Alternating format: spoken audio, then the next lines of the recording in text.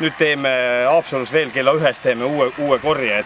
Selja pealt ei kuku ju. Selja pealt ei kuku, aga kaela peal ja pea peal.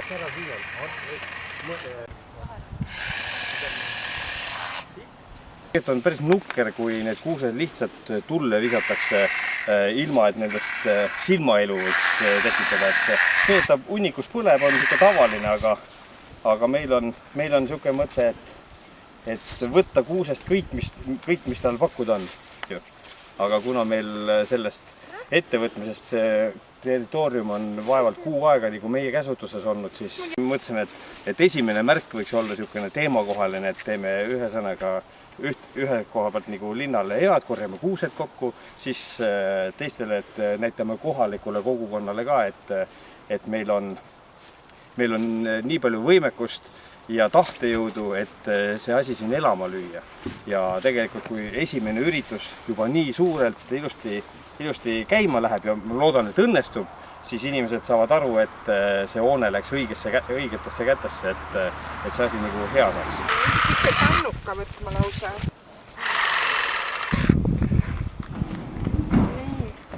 Kas sul oli?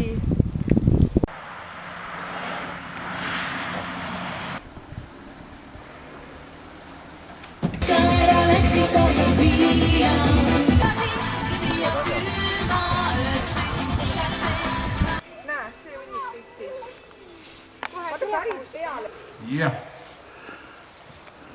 Kuulete seal ehitajad? Kuuleme! Väga hea.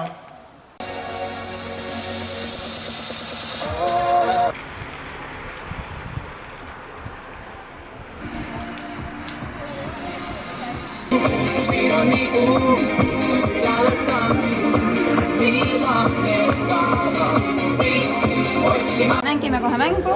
Vanasõnade tundmise mäng. Palun tõlkida need vanasõnad eesti keelde. Ma olen esimene kell rohkem.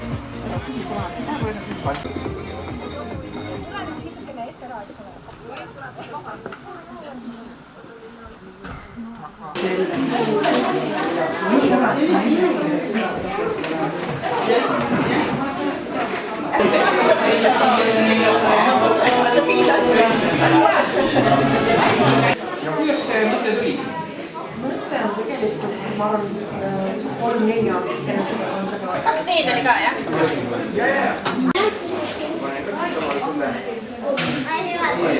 No kunagi vähe jah.